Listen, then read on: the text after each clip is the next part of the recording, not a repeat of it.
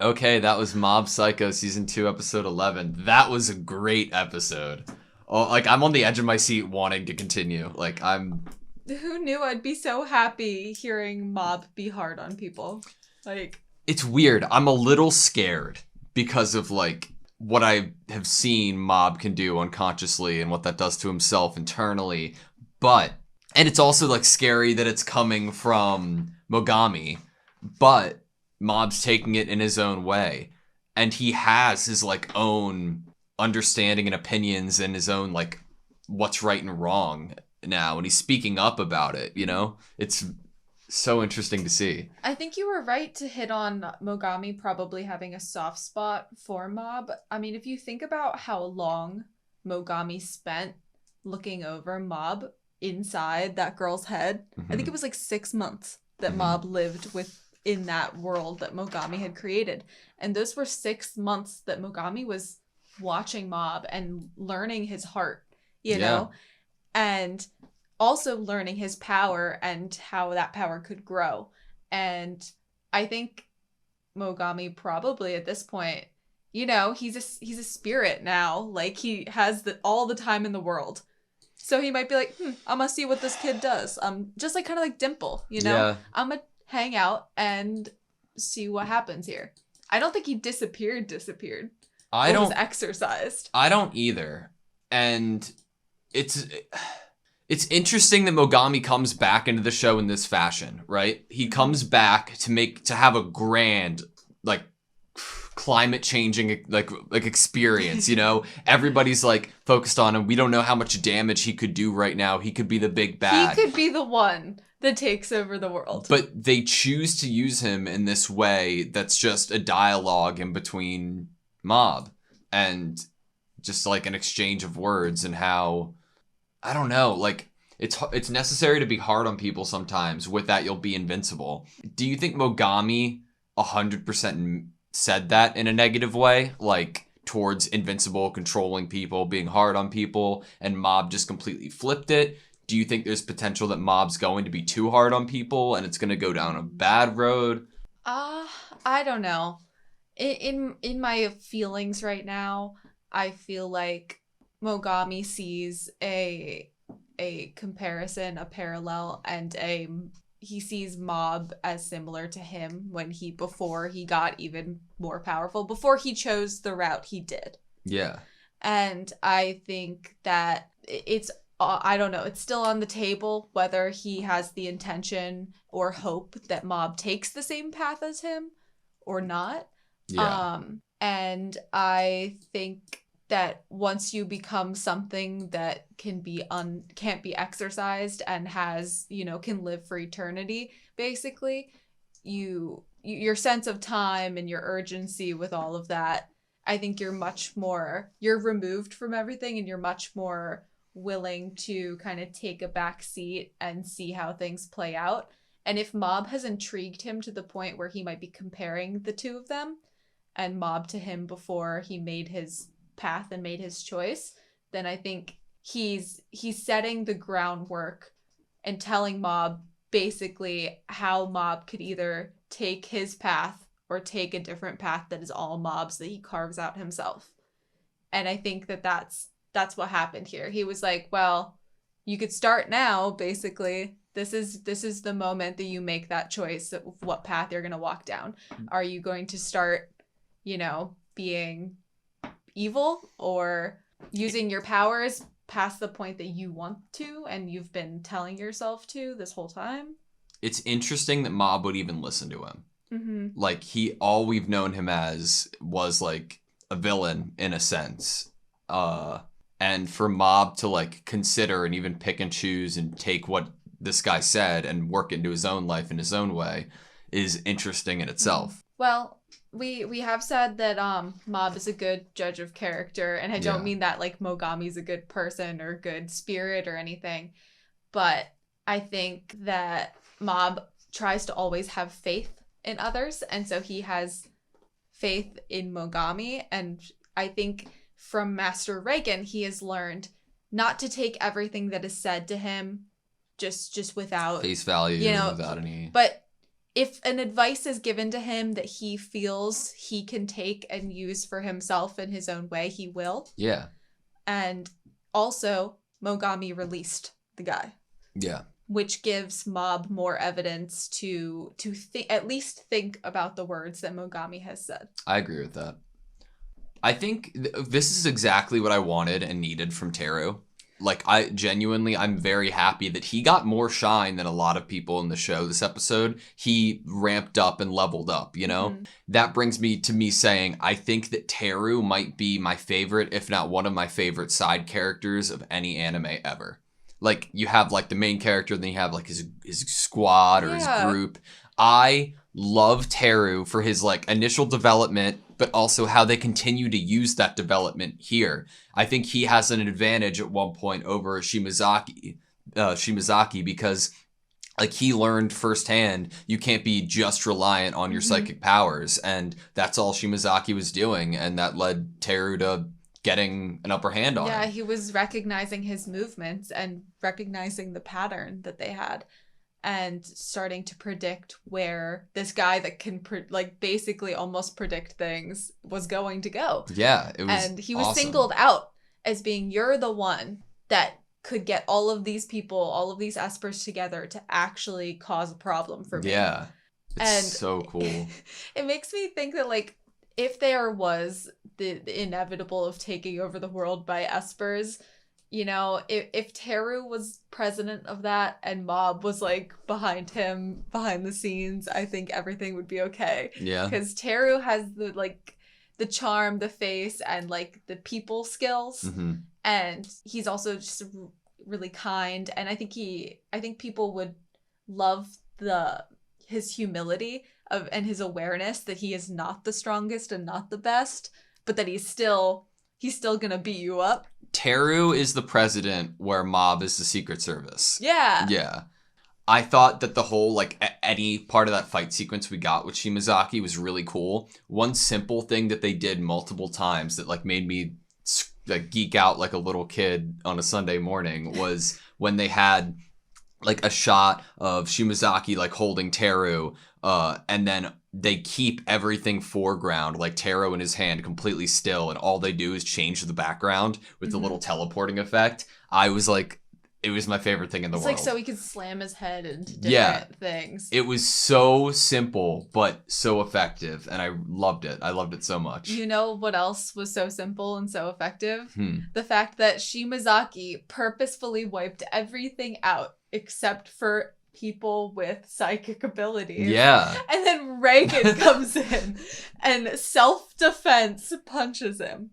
I love that he was like, I always yell self-defense before I do this. But like how you just brought up another example of that. It's very cool that in this show, they are able to, like, lay the groundwork for things to come. And, like, even if it's 5 seconds later with, like, the Reagan thing you were pointing out. I love it so much. And it's like they embrace visually how they can, like, adapt it. They blacked everything out but the psychic objects, so we couldn't see Reagan. It was great.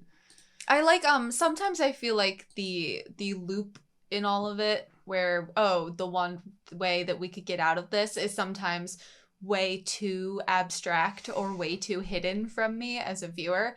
And I like that this one, if I had stopped in the episode right before Reagan came up and punched him, you know, if we had taken a break and thought about it, maybe we could have come to the conclusion that, he's discounting, you know, people that could hide their abilities or that don't have any abilities just coming up behind him. Yeah.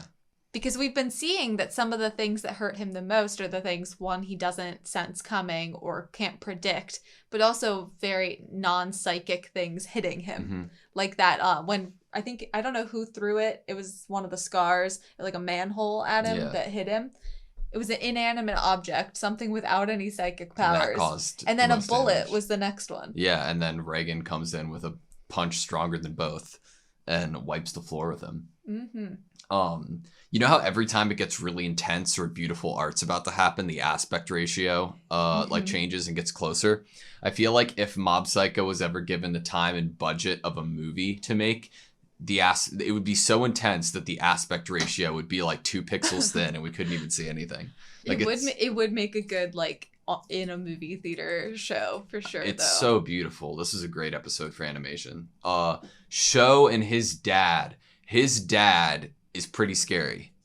On so many levels, like scary in this idea that there's this guy who's been. We were always like, oh, if he's so great, why is he not using his powers and he's just delegating to all of these people? It's because he was storing his powers for 20. He somehow convinced all of these people to follow him based on dreams and or fear and charisma. All of those 3 things, maybe different ones for different people. Well, at first, I was wondering if all of them were tricks and he didn't actually have psychic powers and he was just a big fake like Reagan. And like he actually controls this entire organization and isn't actually psychic. But it seems like that isn't the case. I think I would have liked that. Yeah. Like if he had wanted to be psychic and that's why he was so into creating artificial psychics. Yeah. But to think of, I mean, like the fear that man holds alone just by being able to get all of those people onto his side without proving to them physically that he is stronger or dominant.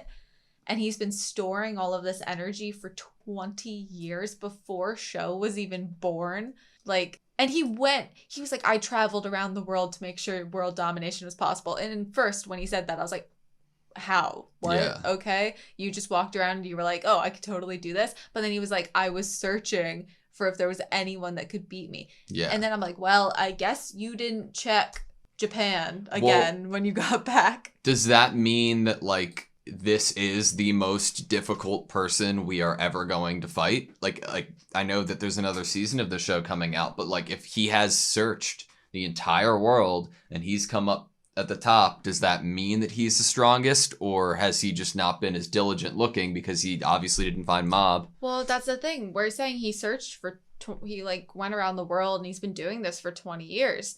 So Mob's like, I don't know, what, a middle schooler? Yeah. Maybe he just hasn't rechecked Japan since leaving and going all around the world. Is there an after credit that we missed? Oh, shoot. Do you want to see if or there it's a is? preview.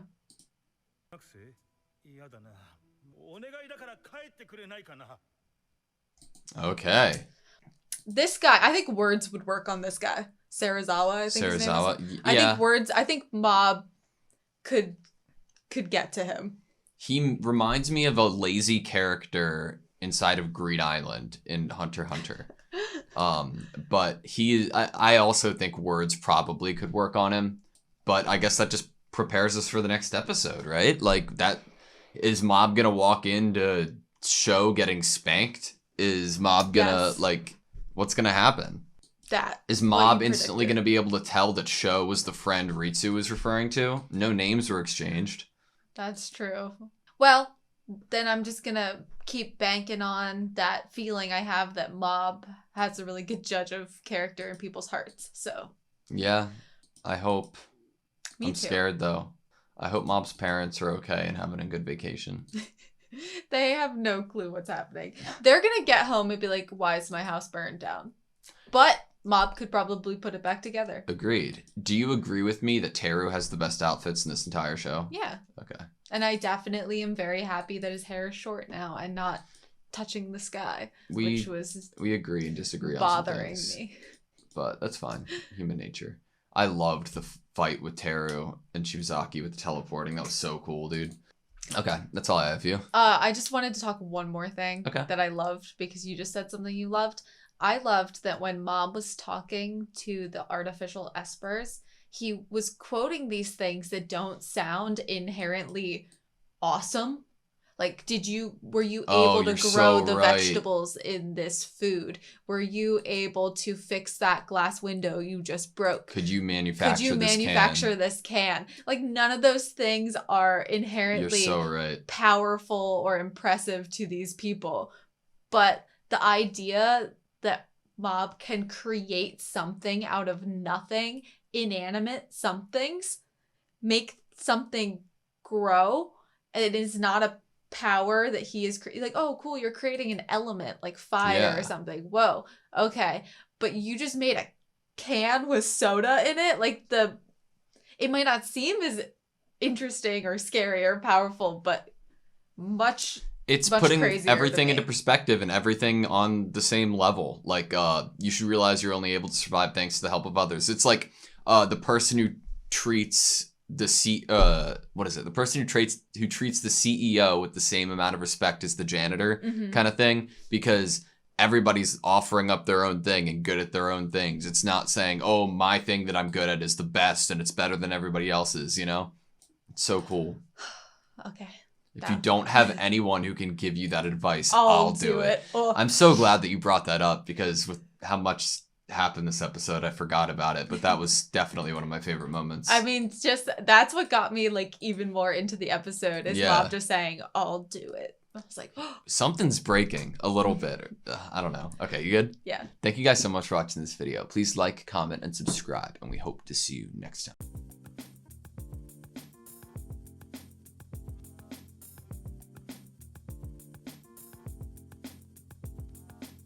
Oh, like, I'm on the edge of my seat wanting to continue. I'm on the edge of my seat wanting to continue. I'm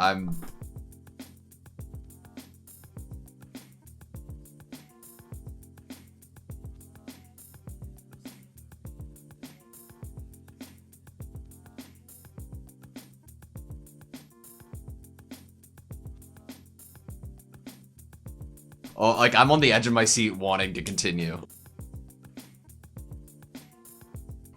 I'm on the edge of my seat wanting to continue.